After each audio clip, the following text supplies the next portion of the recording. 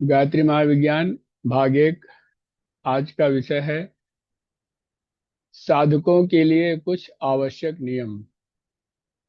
गायत्री साधना करने वालों के लिए कुछ आवश्यक जानकारियां नीचे दी जाती हैं। पहला, शरीर को शुद्ध करके साधना पर बैठना चाहिए। साधारणतः स्नान के द्वारा ही शुद्धि होती है, पर किसी विवशता, ऋतु प्रतिकूलता या अस्वस्थता की दशा में हाथ मुंह धोकर या गीले कपड़े से शरीर पोंछकर भी काम चलाया जा सकता है।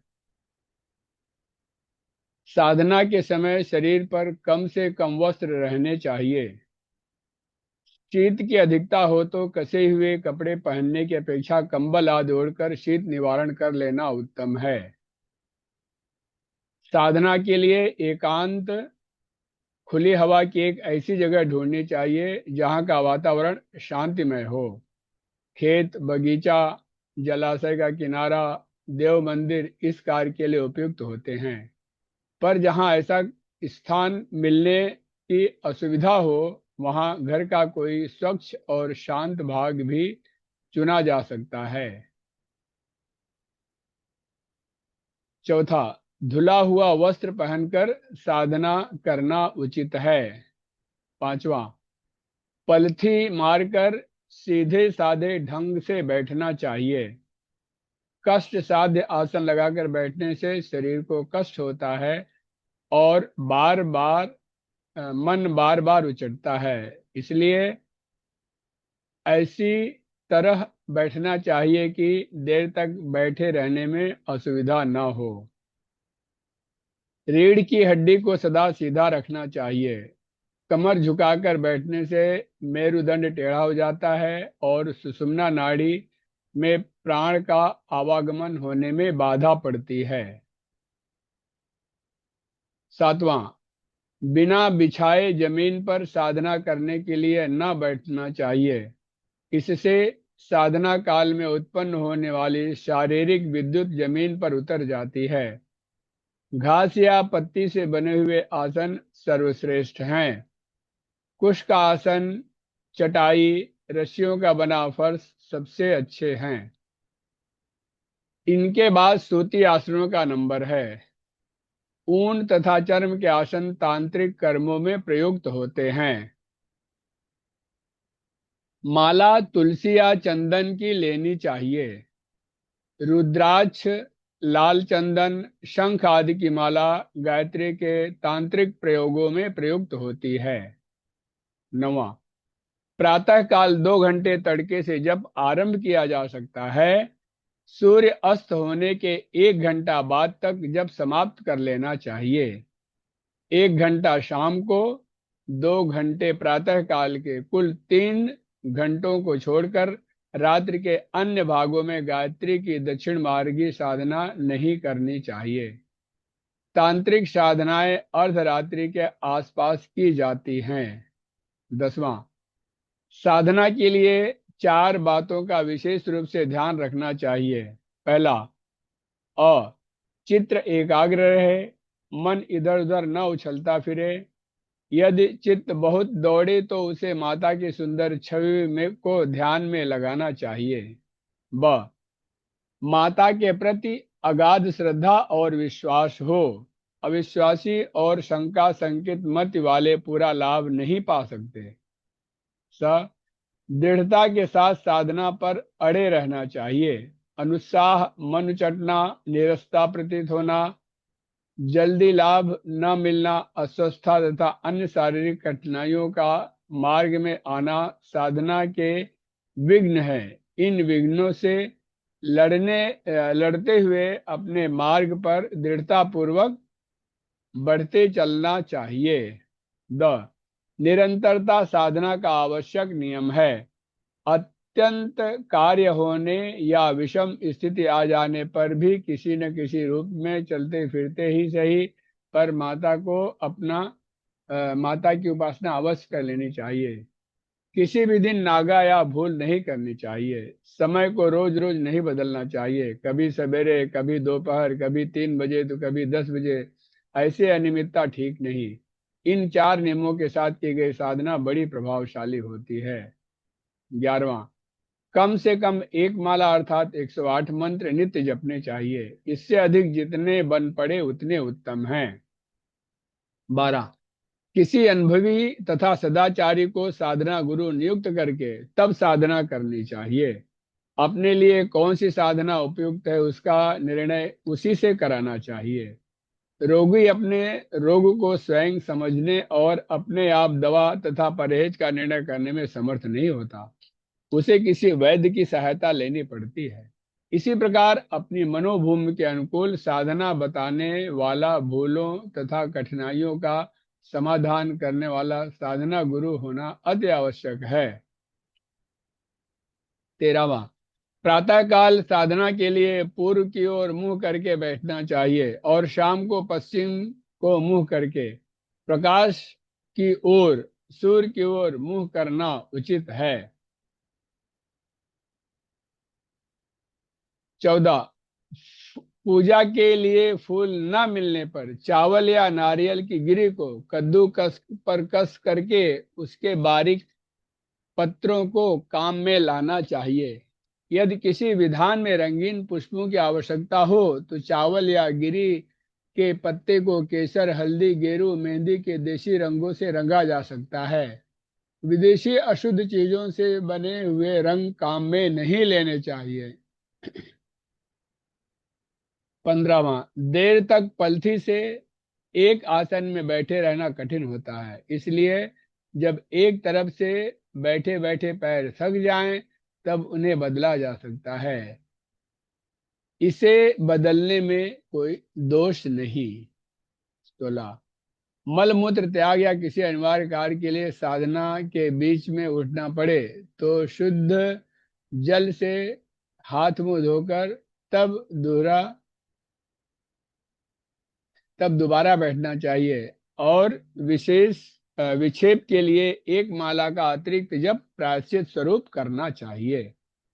17वां, यदि किसी दिन अनिवार्य कारण से साधना स्थगित करनी पड़े तो दूसरे दिन एक माला अतिरिक्त जप दंड स्वरूप करनी चाहिए। 18, जन्म या मृत्यु के सूतक हो जाने पर शुद्धि होने तक माला आदि की सहायता से किया जाने वाला विधिवत जप स्थगित रखना चाहिए। केवल मानसिक जप मन ही मन चालू रख सकते हैं। यदि इस प्रकार का अवसर 1.25 जप के अनुष्ठान काल में आ जावे तो इतने दिनों अनुष्ठान स्थगित रखना चाहिए। सूतक निवृत्त होने पर उसी संख्या पर से जप आरंभ किया जा सकता है जहां से छोड़ा था।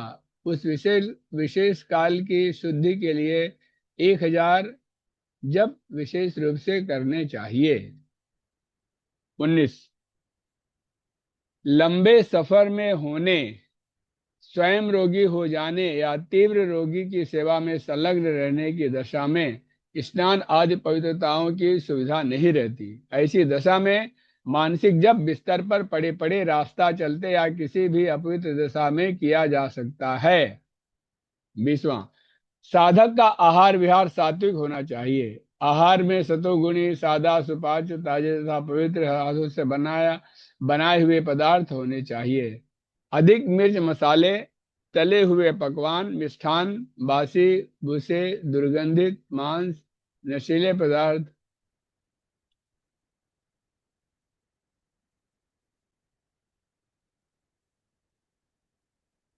अभक्ष्य, उष्ण, दाहक, अनिति उपार्जित, गंदे मनुष्य द्वारा बनाए हुए, तिरस्कार पूर्वक दिए हुए भोजन से जितना बचा जा सके उतना ही अच्छा है। 11, व्यवहार जितना भी प्राकृतिक, धर्म संगत, सरल एवं सात्विक रह सके उतना ही उत्तम है। फैशन परस्ती, रात्रि में अधिक जगना, दिन में सोना, सिनेमा, नाच रंग अधिक देखना, पर निंदा छिद्रान्वेषण, कलह, दुराचार, ईर्ष्या, निष्ठुरता, आलस्य, प्रमाद, मद मत्सर से जितना बचा जा सके बचने का प्रयत्न करना चाहिए। 22, यो ब्रह्मचर्य तो सदा ही उत्तम है पर गायत्री अनुष्ठान के 40 दिन में उसकी विशेष आवश्यकता है। 23, अनुष्ठान के दिनों में कुछ विशेष नियमों का पालन करना पड़ता है, जो इस प्रकार है। जैसे 24,000 का अनुष्ठान करते हैं या 1.25 लाख का अनुष्ठान करते हैं, उस समय ये नियम पालन करने चाहिए। पहला, ठोड़ी के सिवाय सिर के बाल न कटावें। ठोड़ी के बाल अपने हाथ से ही बनावें। दूसरा, चारपाई पर न सोवें, तख्त या जमीन पर सोना चाहिए। उन दिनों अधिक दूर नंगे पैर न फिरें। जहां चाम का जूता पहन के नहीं जा सकते, वहां खड़ाओं का उपयोग करना चाहिए। चौथा, इन दिनों एक समय आहार एक समय फलाहार लेना चाहिए। पांचवा, अपने शरीर और वस्त्रों से दूसरों का स्पर्श कम से कम होने दें। ये तो हो गया अनुष्ठान के समय पालन करने वाले नियम। 24, एकांत में जप करते समय माला खुले रूप से जपनी चाहिए। जहां बहुत आदमियों की दृश्य पड़ते हो, वहां कपड़े से ढक लेना चाहिए या गोमुखी में हाथ डाल लेना चाहिए। 25, साधना के उपरांत पूजा से बचे हुए अक्षत, धूप, दीप, नैवेद्य, फूल, जल, दीपक की बत्ती, हवन की भस्म आदि को यों ही जहां तहां ऐसी जगह नहीं फेंक देना चाहिए जहां वह पैरों तले कुचलती फिरे। उन्हें किसी तीर्थ, नदी, जलाशय, देव मंदिर, कपास, जौ, चावल का खेत आदि पवित्र स्थानों पर विसर्जित करना चाहिए। चावल चिड़ियों के लिए डाल देना चाहिए। नैवेद्य आदि बालकों को बांट देना चाहिए। जल को सूर्य के सम्मुख अर्घ्य देना चाहिए। 26, वेदोक्त रीतु की यौगिक दक्षिण मार्गी क्रियाओं में और तंत्रोक्त वाम मार्गी क्रियाओं में अंतर है। योग मार्गी सरल विधियां इस पुस्तक में लिखी हुई हैं। इनमें किसी प्रकार का भय नहीं है।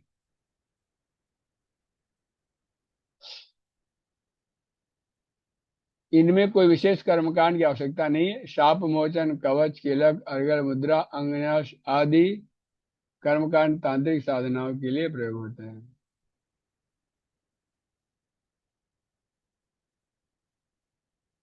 इस पुस्तक के आधार पर साधना करने वालों को इसकी आवश्यकता नहीं है। 27, गायत्री का अधिकार ब्राह्मण, क्षत्रिय, वैश्य इन 3 द्विजातियों को है। वर्ण जन्म से भी होते हैं और गुण कर्म स्वभाव से भी। आजकल जन्म से जातियों में बड़ी गड़बड़ी हो गई है। कोई उच्च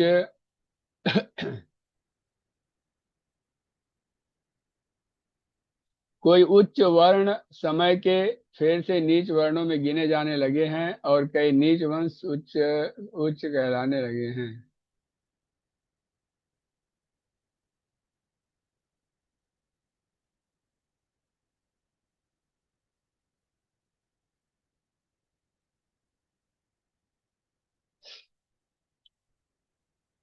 फिर से पढ़ते हैं।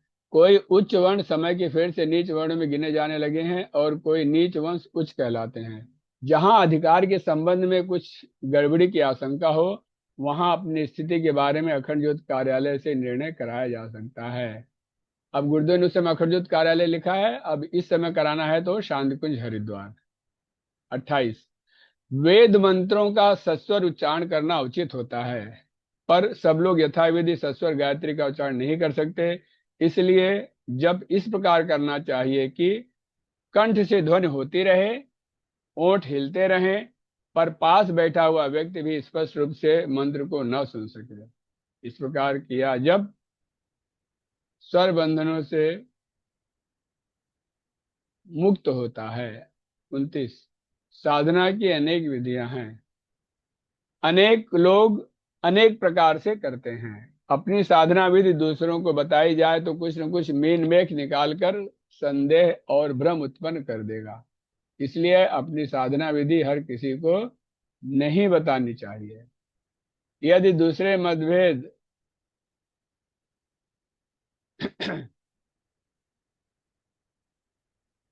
यदि दूसरे मतभेद प्रकट करें तो अपने साधना गुरु को ही सर्वोपरि मानना चाहिए। यदि कोई दोष की बात होगी तो उसका पाप या उत्तरदायित्व उस साधना गुरु पर पड़ेगा।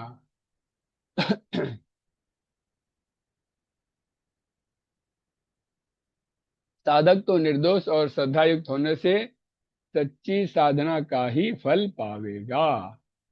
वाल्मीकि जी के उल्टा नाम कर भी सिद्ध हो गए।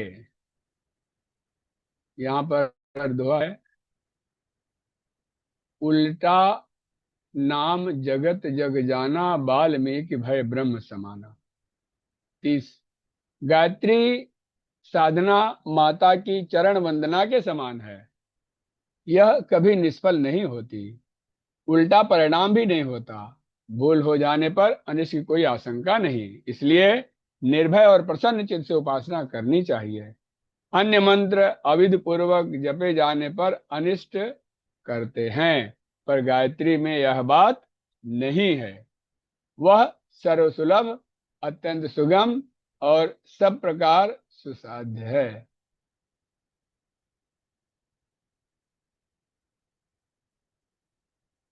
हाँ, तांत्रिक विधि से की गई उपासना पूर्ण विधि विधान के साथ होनी चाहिए, उसमें अंतर पड़ना हानिकारक है।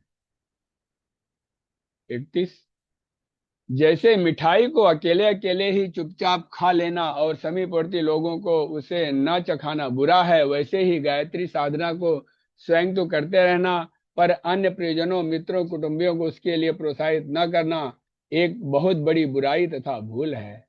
इस बुराई से बचने के लिए हर साधक को चाहिए कि अधिक से अधिक लोगों को इस दिशा में प्रोत्साहित करें। कोई बात समझ में ना आती हो या संदेह हो तो जवाबी पत्र भेजकर अखंड ज्योति मथुरा से उसका समाधान कराया जा सकता है। और फिर यहाँ बता रहे हैं, यहाँ पर गुरुदेव जब अखंड ज्योति रहते थे, मथुरा में रहते थे, उस समय की छपी पुस्तक है, इसलिए वहां का निर्देश है। इस समय अगर समाधान करना है तो उसका पता है शांति कुंज, हरिद्वार, उत्तराखंड। 33, माला जपते समय सुमेरु माला के आरंभ का सबसे बड़ा दाना का उल्लंघन नहीं करना चाहिए। एक माला पूरी करके उसे मस्तक तथा नेत्रों से लगाकर पीछे की तरफ उल्टा ही वापस कर लेना चाहिए। इस प्रकार माला पूरी होने पर हर बार उल्टा कर ही नया आरंभ करना चाहिए। अपनी पूजा सामग्री ऐसी जगह रखनी चाहिए जिसे अन्य लोग अधिक स्पर्श न करें। अगला विषय है साधना एकाग्रता और स्थिर चित्त से होनी चाहिए। इसे हम लोग कल देखेंगे, आज शांति पाठ करते हैं। ओम द्योः शान्तिरन्तरिक्षगुं शान्तिः, पृथिवी शान्ति, आपः शान्ति, ओषधयः शान्ति, वनस्पतयः शान्तिर्विश्वे देवाः शान्ति, ब्रह्म शान्ति, सर्वगुं शान्ति। शान्तिरेव शान्तिः, सामा शान्तिरेधिः। ओम शांति शांति शांति, सर्वारिष्टेषु शांतिर्भवतु।